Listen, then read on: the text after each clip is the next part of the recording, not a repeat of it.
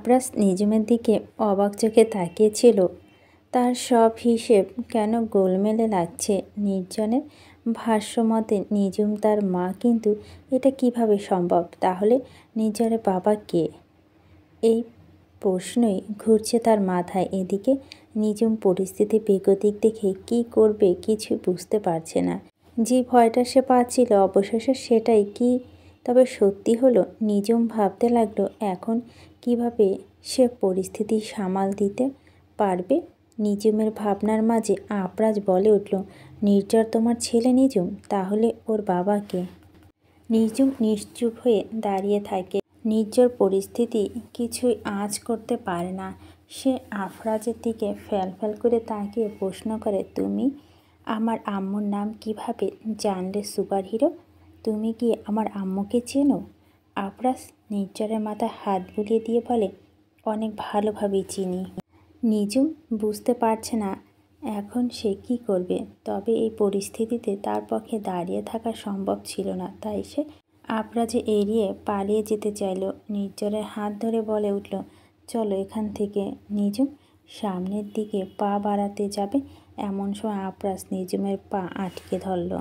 নিজুম আর এগোতে পারল না। আফরাজের চোখে আজ বিস্ময় এবং ক্রোধ। এতদিন নিজুম তার থেকে অনেক কিছু গোপন করেছে, কিন্তু আজ সব প্রশ্নের উত্তর জানবেই, এটাই সংকল্প করে নিয়েছে আফরাজ। তাই সে নিজুমের উদ্দেশ্য বলে, আমার প্রশ্নের উত্তর না দিয়ে তুমি আর এক পাও সামনে এগোতে পারবে না নিজুম। এতদিন তুমি অনেক কিছু লুকিয়েছ আমার থেকে, কিন্তু আর নয়। নিজুম বলে, আমার সামনে থেকে সরুন প্লিজ। না, আজ আমি সরব না যতক্ষণ পর্যন্ত না তুমি আমার প্রশ্নের সঠিক জবাব দিচ্ছি, ততক্ষণ আমি এখান থেকে একটু সরব না। বলো, নির্ঝর তোমাকে আম্মু বলছে কেন?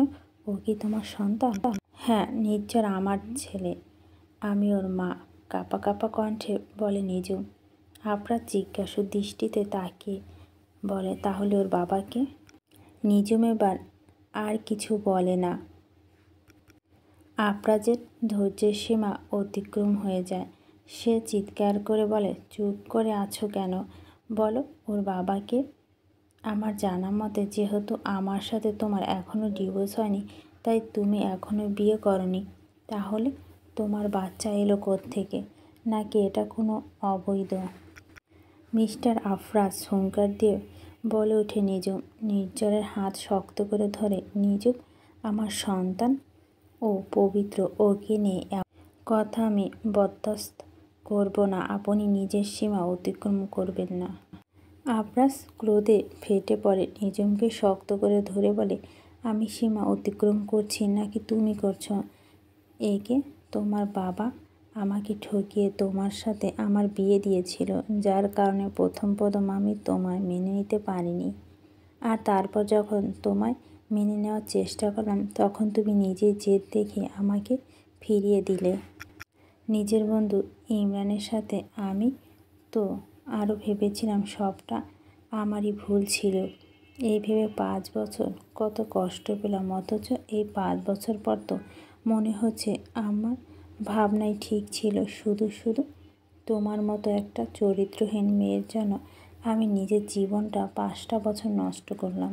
এই বাচ্চাটা নিশ্চয় তোমার আর ইমরানের নষ্টামির ফসল, তাই না? নিজুম আর নিজেকে সামলাতে পারল না। ঠাস করে থাপ্পড় বসিয়ে দেয় আফরাজের গালে। ক্রোধান্বিত স্বরে বলে, ব্যাস, অনেক বলে দিয়েছেন আপনি। আর না, এবার আপনার মুখটা বন্ধ করুন।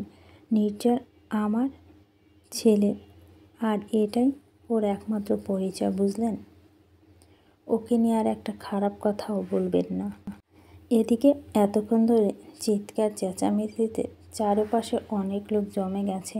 তাদের সবাই ভিড় ঠেলে ছবি বেগম এগিয়ে এসে বলেন, তোমরা এখানে আর কোনো ঝামেলা করবে না, এটা আমার অনুরোধ। এটা আমাদের নতুন কুটুমবাড়ি, এখানে এসব ভালো দেখাচ্ছে না। আফরাজ, নিজুম তোমার বাড়িতে ফিরে চলো, ওখানে বসে ঠান্ডা মাথায় কথা বলা যাবে। আফরাজ এবার ছবি বেগমকে রাগ দেখিয়ে বলে, আপনি চুপ করুন, আপনি আমাকে কম ঠকাননি। কি যেন বলেছিলেন নির্ঝর আপনার কোনো আত্মীয়র ছেলে। এই নিজুমের পাশাপাশি আপনি আমার সাথেও 5 বছরই ধরে প্রতারণা করছেন। সমস্ত সত্যটা যেন আমার থেকে লুকিয়ে রেখেছেন। আপনার আর কোনো কথা আমি শুনতে চাই না। আপনারা সবাই ঠকবাজ। আমি আর এক মুহূর্তে এখানে থাকবো না। তবে যাওয়ার আগে আমি এই চরিত্রহীন মেয়েটার সাথে নিজের সমস্ত সম্পর্ক ছিন্ন করে দিয়ে যাব বলে আফরাজ নিজুমের হাতটা শক্ত করে ধরে। এরপর সবার সামনে থেকে টানতে টানতে তাকে নিয়ে যেতে থাকে। নিজুম বলে ওঠে, কোথায় নিয়ে যাচ্ছেন আমাকে? আফরাজ বলে, এসেছিলাম তোমাকে মুক্তি দিতে, তবে এবার আমি নিজেই তোমাকে ডিভোর্স দিয়ে এই সম্পর্ক থেকে মুক্তি পাবো। তোমার মতো একটা ঠকবাজ দুশ্চরিত্র মেয়ের ছায়াও নিজের ওপর আর পড়তে দেব না। নিজুম দু চোখ বেয়ে জল পড়তে থাকে। আফরাজ নিজুমকে নিয়ে জোরপূর্বক গাড়িতে ওঠায়। এতপর গাড়ি নিয়ে যেতে থাকে কোর্টের দিকে। এদিকে নির্ঝর হতবাক হয়ে দাঁড়িয়েছিল। সমস্ত ঘটনায় সে বেশ ঘাবড়ে গেছে। তাই তো ছবি বেগমকে জড়িয়ে ধরে বলে, সুপারহিরো আম্মুকে কোথায় নিয়ে গেল জ্ঞানী? আমার তো ভীষণ ভয় করছে। ছবি বেগম বলেন, চিন্তা করো না, সব ঠিক হয়ে যাবে। আলমগীর খান এগিয়ে এসে ছবি বেগমকে বললেন, এজন্যই আমি চেয়েছিলাম আফরাজকে সমস্ত সত্যটা জানাতে। এখন পরিস্থিতি কেমন হয়ে গেছে দেখলে? আমার তো কথা তো তখন শুনলে। বরবেশে থাকা আবিরের মধ্যে চিন্তার ছাপ। আনিকা নিজের সদ্য বিবাহিত স্বামী চিন্তাটা বুঝতে পারছে। আবির হুইল চেয়ারে করে এগিয়ে এসে ছবি বেগমকে জিজ্ঞেস করে, এখন কি হবে আম্মু? আফরাজ ভাইয়া কি এবার সত্যি নিজুম আপিকে ডিভোর্স দেবে? ওদের কি আর এক হওয়া হবে না? ছবি বেগম বললেন, ওদের ডিভোর্স কিছুতেই হবে না, ওরা এবার এক হবে। আলমগীর খান হতাশ স্বরে বলেন, এত কিছুর পরও তুমি কোন মুখে এই কথা বলছো? বলছি তার কারণ আছে। এরই মধ্যেই তার ফোন বেজে ওঠে। ছবি বেগম ফোন রিসিভ করে হাসি মুখে বলে, আপনারা এসে গেছেন? তাহলে একটা সমস্যা হয়ে গেছে। আপনারা আসার আগে আফরাজের সামনে সমস্ত সত্যটা চলে এসেছে। তাই আফরাজ রেগে গিয়ে নিজুমকে নিয়ে আদালতের দিকে গেছে। আপনি এখন শঙ্করপুর আদালতের দিকে যান, ওখানে গেলে ওদের দেখতে পাবেন বলে তিনি ফোন রেখে দেন। আলমগীর খান প্রশ্ন করেন, কার সাথে কথা বলে তুমি?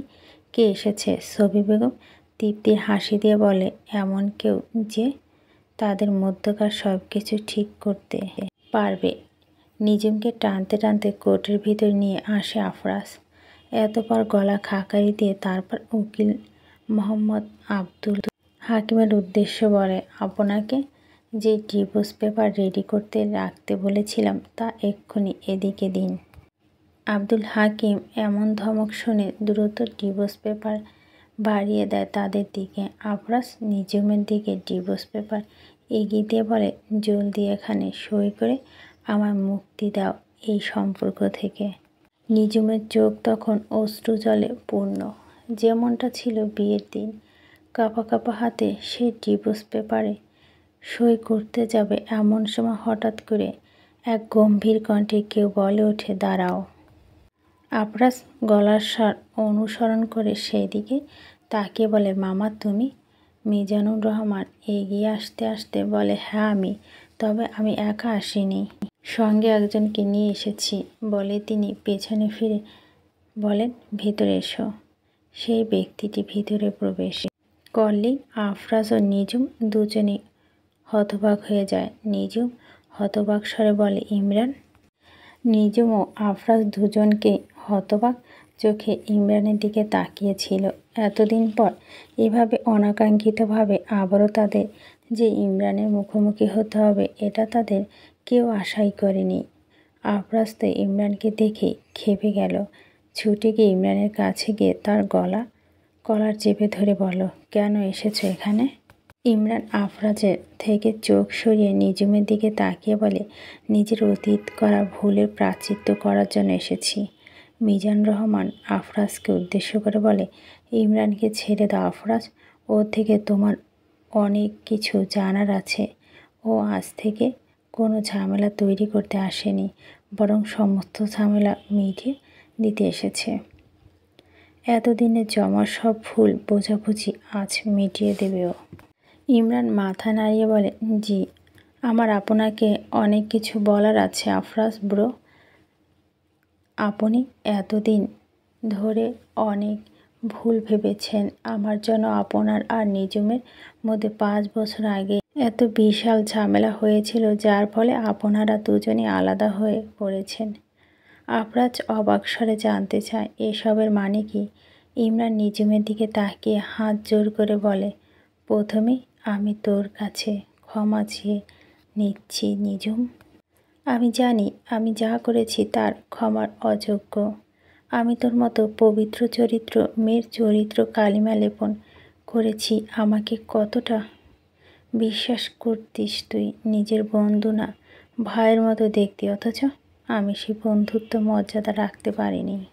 নিজুমের চোখ তখন জল ছলছল করছে। আফরাজ অধৈর্য হয়ে বলে, যা বলা স্পষ্ট করে বলো। 5 বছর আগে আমি আপনাকে যা বলেছিলাম তার সবই মিথ্যে ছিল। আমার সাথে নিজুমের কোনো অবৈধ সম্পর্ক ছিল না, বরং সেই দিন কফি শপের মধ্যে আপনি নিজুমকে জোরপূর্বক নিজের কাছে টেনে নিয়ে।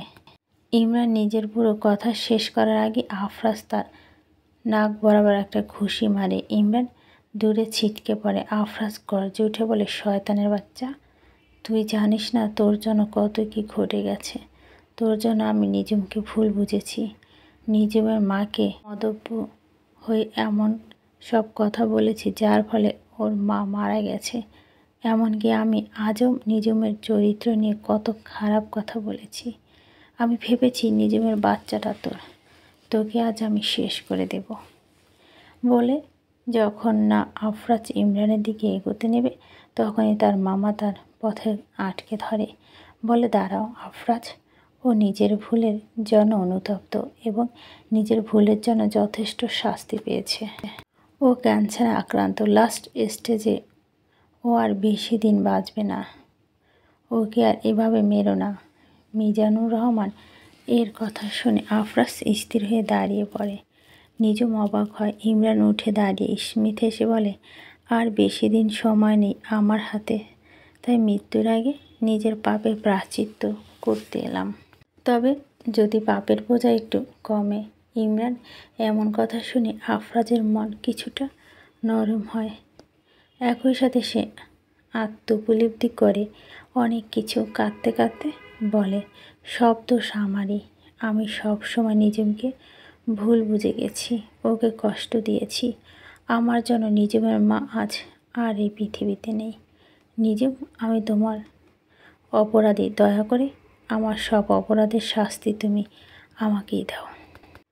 তুমি যা শাস্তি দেবে আমি মাথা পেতে নেব। মিজানুর রহমান নিজের ভাগ্নের মাথায় হাত বুলিয়ে বলে, না আফরাজ, সব দোষ তোমার একার নয়। নিজুমের অনেক অন্যায় করেছে। ও অন্যায়ের মধ্যে ছিল তুমি যখন নিজের সাথে ওর সম্পর্ক ঠিক করতে চেয়েছ, তখন ও তোমার বারবার অনুরোধ করার পরও সম্পর্ক ঠিক করেনি। তোমার বারণ সত্ত্বেও ইমরানের সাথে মেলামেশা করে গেছে।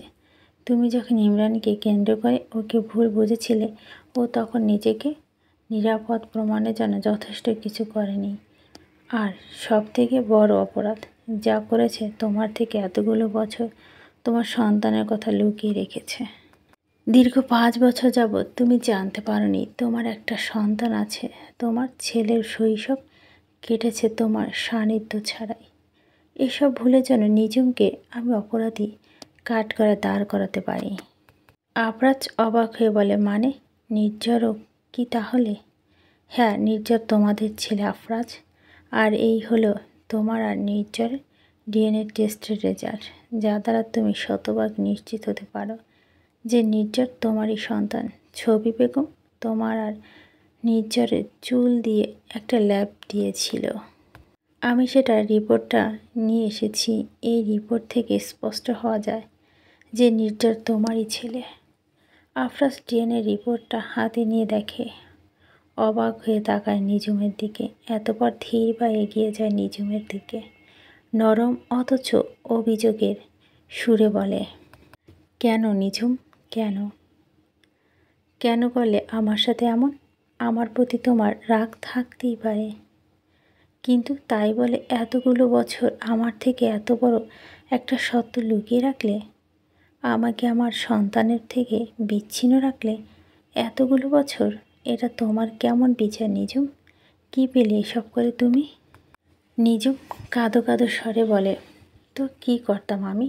আপনি তো আমাকে বিশ্বাসই করেননি কখনো। যদি আমি আপনাকে এই সন্তানের ব্যাপারে বলতাম, তাহলে এখন যেমন আপনি নির্ঝর আমার ছেলে এটা জানার পর অবলীলায় ভেবে নিলেন যে এটা ইমরানের সন্তান, তখন নিশ্চয় তাই ভাবতেন। আমাকে আরও অপমান করতেন, আমার সন্তানের বৈধতা নিয়ে প্রশ্ন তুলতেন। সেসব কিভাবে মেনে নিতাম আমি? আফরাজ রেগে বলে, তুমি সবসময় আমার দোষটাই কেন দেখতে পাও নিঝুম? নিজের ভুলগুলো কি তুমি দেখো না? একেই তুমি এতগুলো বছর আমার থেকে আমার সন্তানের কথা লুকিয়ে রাখলে, আমার সাথে যোগাযোগ বন্ধ করলে, আবার দেশে ফেরার পর আমার সন্তানের কথা না জানিয়ে ডিভোর্সের সিদ্ধান্ত সায় জানালে। এতপর আমি যখন তোমার সন্তানের ব্যাপারে জেনে ওর ব্যাপারে তোমায় প্রশ্ন করলাম, তখনও তুমি একবার বললে না যে নির্ঝর আমার সন্তান। এমনকি ডিভোর্স পেপারে সই করা অবধি এই কথাটা জানালে না। আজ যদি ডিভোর্সটা হয়ে যেত আর মামা এসে সব সত্য না বলতো, তাহলে বোধহয় কখনো আমার জানাই হতো না যে নির্ঝর আমার সন্তান। তুমি সব সময় নিজেরটাই ভেবে গেলে নিঝুম, কখনো আমার ব্যাপারে ভাবলে না। তোমার ইগো, তোমার স্বার্থপরতা তোমাকে সম্পূর্ণ অন্ধ বানিয়ে দিয়েছে। নিঝুম কিছু বলতে যাবে, তার আগে ছবি বেগমের হাত ধরে কোর্টের মধ্যে ছুটে এলো নির্ঝর, আলমগীর খান, এমনকি নববিবাহিত দম্পতি আবির আনিকাও এসেছে এখানে।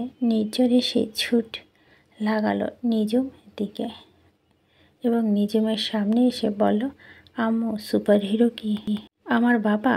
জ্ঞানী বলল যে এই সুপারহিরোই নাকি আমার বাবা। নিঝুম কিছু বলার আগে আফরাজ নির্ঝরকে নিজের কোলে তুলে নিল এবং বলল, হ্যাঁ বাবু, আমি তোমার বাবা, তুমি আমার ছেলে, আমাকে একবার বাবা বলে ডাকো। নির্ঝর হেসে বলল, বাবা। আফরাজ আবেগঘন হয়ে পড়ে। নির্ঝরের গালে ও কপালে অনেকগুলো চুমু খায়। সবাই বাবা ছেলের এই মিলনের দৃশ্য সাক্ষী হয়ে আবেগপ্রবণ হয়ে পড়ে।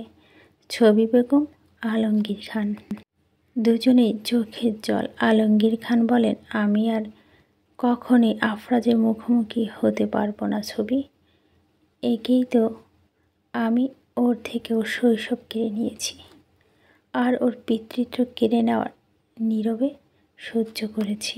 ছবি বেগম কান্নারত স্বরে বলেন, আমিও। এদিকে নির্ঝর নিঝুমের দিকে তাকিয়ে বলে, আম্মু, তুমি দূরে দাঁড়িয়ে আছো কেন? আমাদের কাছে এসো। জ্ঞানী তো বলল আমরা সবাই একই ফ্যামিলি, আমাদের একসাথে থাকা উচিত।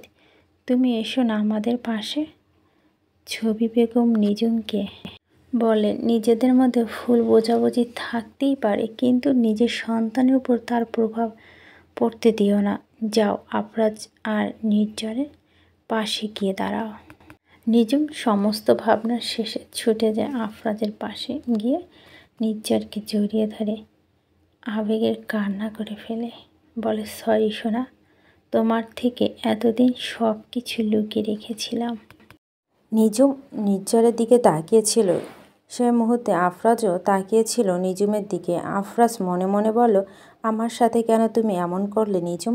আমার সন্তানের পরিচয় এতদিন যাবৎ আমার থেকে লুকিয়ে রাখলে, এজন্য আমি চাইলেও তোমায় কখনো ক্ষমা করতে পারবো না। ইমরান এগিয়ে এসে বলে, জানি আমার ক্ষমা চাওয়ার কোনো মুখ নেই, তবুও আমি তোমাদের কাছে আবারও ক্ষমা চাচ্ছি। পারলে আমায় ক্ষমা করো। আফরাজ বলে, তোমার পাপের শাস্তি আল্লাহ তোমায় দিয়েছে, এখন শেষ দিনগুলো ভালোভাবে কাটানোর চেষ্টা করো। তুমি যা করেছো তাতে তোমার ক্ষমা করা কতটা স্বাভাবিক আমি জানি না, তবে আমি চেষ্টা করব। এতপর সে তার মামা নিজামুর রহমানের উদ্দেশ্যে বলে, মামা, আমি একটা সিদ্ধান্ত নিয়েছি। কী সিদ্ধান্ত? আফরাজ দীর্ঘশ্বাস ফেলে বলে, আমি দীর্ঘ 5 বছর যাবৎ নিজের সন্তানের থেকে বিচ্ছিন্ন ছিলাম, তবে এখন আর এক মুহূর্ত আমি আমার সন্তান থেকে দূরে থাকতে পারবো না। তুমি প্লিজ সমস্ত ব্যবস্থা পাকা করে ফেলো।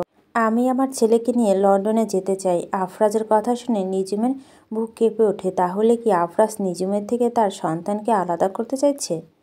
এভাবে কি এখন সে এতগুলো বছরের প্রতিশোধ নিতে চাইছে? কিন্তু নিঝুমের পুরো জীবনটা যে এখন নির্ঝরকে ঘিরে, নির্ঝরকে ছাড়া যে বাঁচবে না। তাই নিঝুম বলে ওঠে, ওকে আপনার সাথে নিয়ে যাবেন মানে? আফরাজ গম্ভীর স্বরে বলে, মানেটা খুব সহজ। এতগুলো বছর তুমি আমার থেকে আমার সন্তানকে দূরে রেখেছ, কিন্তু এখন আর আমি তোমাকে সেই সুযোগ দেব না। আমি যেহেতু ওর বাবা, তাই ওর পুরো আমার অধিকার সব থেকে বেশি। আমি তাই ওকে আমার সাথে নিয়ে যাব। নিঝুম প্রতিবাদ জানিয়ে বলে, আপনি এটা করতে পারেন না। নির্ঝর আমার ছেলে, আপনি আমার থেকে ওকে দূরে সরাতে পারেন না। ও শুধু তোমার একার ছেলে নয়, ও আমারও ছেলে। আমার তোমার মুখে এই কথা মানায় না। তুমি এতগুলো বছর আমার থেকে আমার ছেলেকে যত দূরে রেখেছ, তখন এসব কথা মনে পড়েনি? এখন আমি মোটেও নিজের অধিকার ছেড়ে দেব না। আমার ছেলের অধিকার আমি বুঝে নেবই। নিঝুম কাতর স্বরে বলে, নির্ঝর আমার জীবনে বেঁচে থাকার একমাত্র অবলম্বন। দয়া করে আমার থেকে ওকে আলাদা করবেন না। আমি যে মরে যাব এমন হলে। আফরাজ কোনো প্রতিক্রিয়া দেখায় না। নিজামুর রহমান বলে ওঠে, তুমি এতটা নিষ্ঠুর হয়েও না। আফরাজ, মানছি নিঝুমের প্রতি তোমার রাগ করাটা স্বাভাবিক, কিন্তু তাই বলে ওকে এভাবে কঠিন শাস্তি দিও না। ও নিজেও এতগুলো বছর কম কষ্ট সহ্য করেনি। তাছাড়া নিজের ছেলে নির্ঝরের কথাও ভাবো। নির্ঝরও নিশ্চয় নিজের মাকে ছাড়া ভালো থাকবে না। ছোটবেলা থেকেই তো ও মায়ের সান্নিধ্য বড় হয়েছে। তাই ওর সুন্দর স্বাভাবিক বিকাশের জন্য মা এবং বাবা দুজনই সঙ্গ প্রয়োজন। আফরাজ বলে, নিঝুম তো এতদিন আমার প্রতি কোনো মায়া দেখায়নি, তাহলে আমি কেন মায়া দেখাবো? আমি এত কিছু জানি না। আমি আমার ছেলেকে নিয়ে সাথে নিয়ে যাব। এটাই আমার শেষ কথা। এদিকে নির্ঝর নিজের মাকে কাঁদতে দেখে বলে, তুমি কাঁদছো কেন আম্মু? তুমি কেঁদো না প্লিজ। আমি কোনো দুষ্টুমি করব না, আর তবুও তুমি কেঁদো না। নিঝুম কান্নারত স্বরে বলে, তুমি আমার সব। নির্ঝর আমার নারী ছেঁড়াধন। মিস্টার আফরাজ, আপনি আমার থেকে আমার সন্তানকে আলাদা করবেন না। এত বড় অন্যায় করবেন না। নির্ঝর বলে, আমি তোমাকে ছাড়া কোথাও যাব না আম্মু। আমি তোমার কাছেই থাকবো। আফরাজ বলে ওঠে, আমার যা বলার আমি স্পষ্ট করে বলে দিয়েছি। এবার এই নিয়ে আমি আর কোনো কথা বাড়াতে চাই না। বলেই সে নির্ঝরকে কোলে নিয়ে বের হতে নেয়। নিঝুম আফরাজের পথ আটকে বলে, কোথায় নিয়ে যাচ্ছেন আমার ছেলেকে? আমি যেখানে একটা হোস্টেলে বুক করেছি, যতদিন সিলেটে আছি আমি সেই হোস্টেলেই থাকবো এবং নির্ঝরকে আমার সাথে সেখানেই থাকবে। মানে আবার কি? বাংলা বোঝো না তুমি? আপনি এবার অতিরিক্ত বাড়াবাড়ি করছেন। আমার ছেলেকে আমার থেকে আলাদা করার কোনো অধিকার নেই আপনার। আমার অধিকার আছে কি নেই সেটা আমায় বুঝে নিতে দাও। সরে যাও সামনে থেকে। ছবি বেগম এবার এগিয়ে এসে বলে, আফরাজ, দয়া করে এমন করো না। নিঝুম নির্ঝরের থেকে আলাদা হলে মরেই যাবে। নির্ঝরও নিজের মাকে ছাড়া ভালো থাকবে না। মা ছেলেকে আলাদা করে এত বড় অন্যায় তুমি করো না। আপনার থেকে আমি অন্যায় ন্যায় জ্ঞান শুনতে চাই না। 5 বছর ধরে যখন আমার থেকে আমার সন্তানকে পরিচয় লুকিয়ে রেখেছিলেন, তখন কোথায় ছিল আপনার এই সব ন্যায় অন্যায়ের বিচার? এখন আমাকে বাধা দেওয়ার কোনো নৈতিক অধিকার আপনার নেই। বলে আফরাজ এগিয়ে যেতে থাকে। নিঝুম আর্তনাদ করে বলে ওঠে, আমার নির্ঝরকে আমার থেকে আলাদা করাবেন না। চাইলে আমায় অন্য কোনো ভাবে শাস্তি দিন, কিন্তু এত কঠিন শাস্তি না। আলমগীর খান এবার নীরবতা ভেঙে বলে, জানি আমার কোনো অধিকার নেই এই কথা বলার, কিন্তু তবু বাবা হিসেবে তোমার একটা সামান্য আবদার করছি। এভাবেই মা ছেলেকে আলাদা করো না নিঝুম। মেয়েটা মরে যাবে এমন হলে। আবিরও বলে, হ্যাঁ ভাইয়া প্লিজ, তুমি চাইলে নিঝুম আপিকে অন্যভাবে শাস্তি দাও, কিন্তু নির্ঝরকে ওর থেকে আলাদা করো না। আফরাজ কারো কোনো অনুরোধ শুনল না। নির্ঝরকে কোলে করে নিয়ে বেরিয়ে গেল। নিঝুম কাঁদতে কাঁদতে ফ্লোরে বসে পড়ল। বলতে লাগলো আমার নির্জন আমার ছেলে। এদিকে নির্জন আফরাজকে বলে বাবা আমায় তুমি কোথায় নিয়ে যাচ্ছ? আম্মু কোথায়? আম্মু আসবে না আমাদের সাথে? আম্মু ভাবে কাঁদছে কেন? আফরাজ বলে আমি তোমাকে খুব সুন্দর একটা জায়গায় নিয়ে যাব, দেখবে ওখানে গেলে তোমার অনেক ভালো লাগবে। কিন্তু আমি আম্মুকে ছাড়া কখনো কোথাও যাইনি, আম্মু না গেলে আমি যাব না। নির্জন তুমি বাবার সাথে সময় কাটাতে চাও না? চাই তো, কিন্তু আম্মুর কথা আপাতত ভুলে যাও। আমি তোমার অনেক চকলেট খেলনা কিনে দিব, তোমার যা যা লাগবে বলবে, সেটা সমস্ত কিছু তোমায় এনে দিব। তুমি শুধু আম্মু আম্মু করা বন্ধ করো। নির্জন এবার কাঁদো কাঁদো স্বরে বলে আমার কিচ্ছু লাগবে না, আমাকে শুধু আমার আম্মুকে লাগবে, আমার আম্মুকে চাই। আফরাজ এবার ধমক দিয়ে বলে এত আম্মু আম্মু করো না তো। নিজের এবার কান্না করতে করতে বলে তুমি পচা, আমি আম্মুর কাছে যাব, আমি তোমার কাছে থাকবো না। এমন সময় নিজামুর রহমান বের হয়ে বলে আফরাজ এতটা কঠিন হয়ে না, নির্জর একটা ছোট বাচ্চা, ও নিজের মাকে ছাড়া ভালো লাগবে না। জানি তোমার রাগ করা স্বাভাবিক, কিন্তু এমন কিছু করো না যার জন্য তোমার ছেলেকে সাফার করতে হয়। আফরাজ বলে আমার ছেলেকে কিভাবে বোঝাতে হয় সেটা আমি বুঝে নেব, তোমার সেটা নিয়ে ভাবতে হবে না মামা, আমি আসছি বলে নির্জরকে গাড়িতে বসে গাড়ি স্টার্ট দেয় আফরাজ। নিজুম বাইরে বেরিয়ে গাড়ির পিছনে পিছনে ছুটতে ছুটতে বলে নির্জরকে দিয়ে যান বলে সে রাস্তার মধ্যে ছুটতে থাকে, কিন্তু গাড়ির গতির সাথে পেরে ওঠে না। একসময় রাস্তার মধ্যে পা পিছলে পড়ে যায়, হাত এবং পায়ে বিভিন্ন স্থানে ছিলে যায়। নিজুম সেই অবস্থাতে রাস্তাতে পড়ে থাকা অবস্থায় কাঁদতে কাঁদতে বলে আমার নির্জর, আমার বাচ্চা। নিজুম রাস্তার মধ্যে নিজের বাচ্চার জন্য কান্নাকাটি করতে লাগলো। নির্জর যেন তার জীবনের সব থেকে জুড়ে ছিল। সেই নির্জরকে যদি তার থেকে আলাদা করা হয় তাহলে তার জীবনে তো আর কিছুতে বেঁচে থাকবে না। এমন সময় ছবি বেগম এসে নিজুমকে টেনে তোলে, নিজুমের মাথা হাত বুলিয়ে বলেন চিন্তা করো না, তোমার ছেলেকে তুমি ফেরত পাবেই। নিজুম বলে প্রয়োজনে আমি আইনের সহায়তা নেব, তবুও নিজের সন্তানকে নিজের করে নেব। আফরাজকে কিছুতেই আমার ছেলেকে আমার কাছ থেকে আলাদা করে দেব না। মিজানুর রহমান এসে বললেন তোমরা শুরু থেকে ভুল পথে ঘুরছো, এমন রাগারাগি ঝগড়াঝাটি করে কোনো কিছুর সমাধান করা যায় না, ভালোভাবে সব সমস্যার সমাধান করা যায়। নিজুম বলে মিস্টার আফরাজ আমার থেকে আমার সন্তানকে আলাদা করে নিয়ে গেলেন আর আমি শান্তিমতো বসে কথা বলবো নির্জর, কিন্তু তোমার একার সন্তান নয়, নিজুম ও আফরাজেরও সন্তান, আর ইসলামের মতে সন্তানের ওপর বাবার অধিকার সব থেকে বেশি। তবে এটা অস্বীকার করার কোনো উপায় নেই, বাচ্চা মায়ের পরিচর্যা দরকার আছে। একটা বাচ্চার সুস্থ স্বাভাবিক জীবনের জন্য বাবা মায়ের দুজনকে সান্নিধ্য দরকার। তাই আমি তোমার সামনে হাত জোর করে অনুরোধ করছি, নিজের ইগোকে একটু পাশ কাটানোর চেষ্টা করো।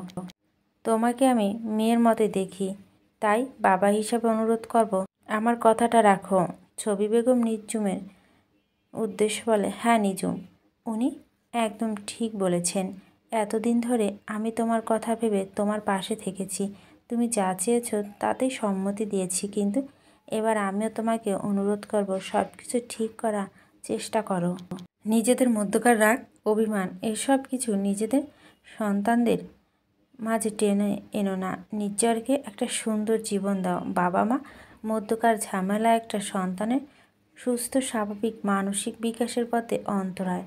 আমি তাই আজ নির্জরের দাদি হিসাবে তোমার কাছে অনুরোধ রাখব, এই সম্পর্কটা ঠিক করে নাও।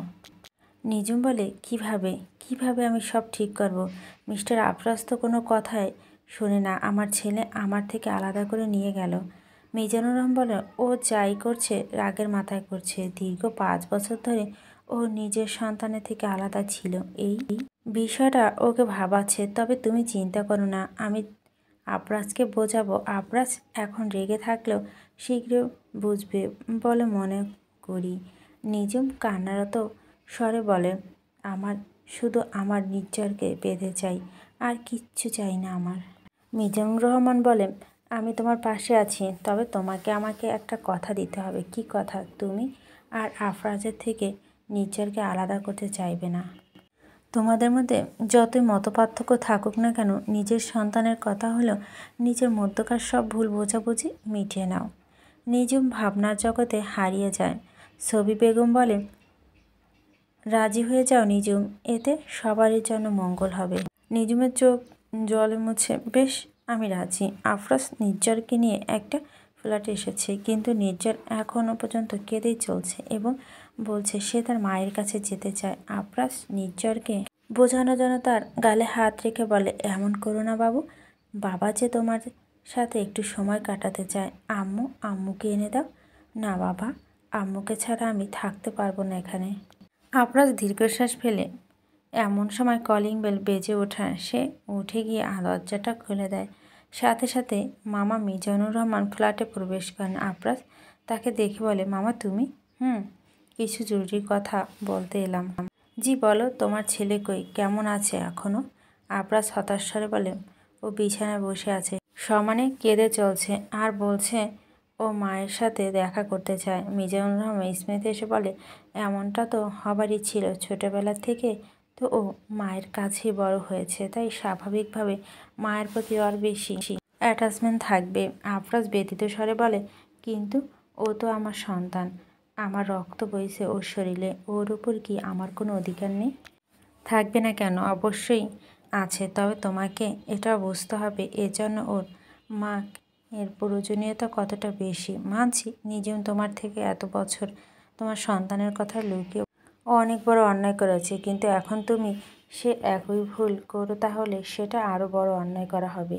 আমি চাই তোমাদের একটা ভালো প্রস্তাব দিচ্ছি, তোমরা নিজেদের মধ্যকার ভুল বোঝাবুঝি জানো, নিজেদের সন্তানের জীবন থেকে ছিনিমিনি খেলো না।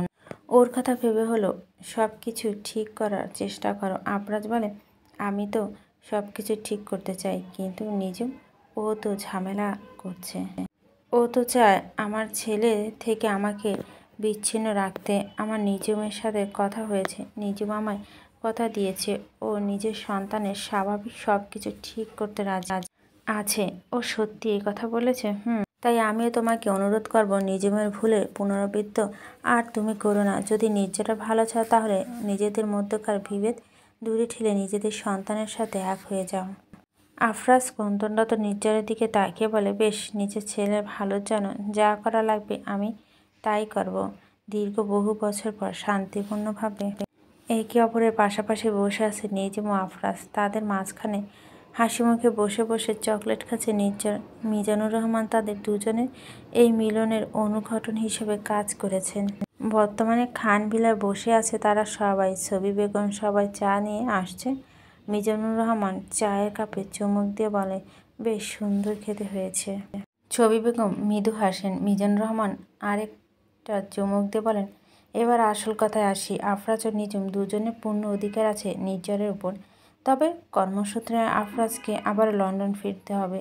অন্যদিকে নিজুম এখানে হাসপাতালে ডাক্তার হিসেবে আছেন, তাই তাদের মধ্যকার দূরত্ব প্রভাব তাদের সন্তানের উপর যেন না পড়ে সেটা আমাদের ভাবতে হবে। এজন্য আমি সিদ্ধান্ত নিয়েছি এবার নির্ঝর ও নিজুম আফরাজের সাথে লন্ডনে যাবে। নিজুম বলে, কিন্তু আমার পেশা এই নিয়ে চিন্তা করতে হবে না, আমি ইতিমধ্যে লন্ডনে একটা হসপিটালের কথা বলে রেখেছি। আমার রেকমেন্ডেশনে ওখানে তোমার জব হয়ে যাবে। তাছাড়া নিজের ছেলের কথা ভাবো, লন্ডন হলে বিশ্বের সবচেয়ে অন্যতম সেরা শহর, ওখানে গেলে ও অনেক ভালো সুযোগ পাবে জীবনে, সিলেট যেটা সম্ভব নয়। ছবি বেগম বললেন, আমার মনে হয় উনি ঠিক বলেছেন, তুমি আর চিন্তা করো না, রাজি হয়ে যাও। নিজুম নির্জনের দিকে তাকিয়ে বলে, বেশ, এতে যদি আমার ছেলে ভালো হয় তাহলে আমি রাজি আছি।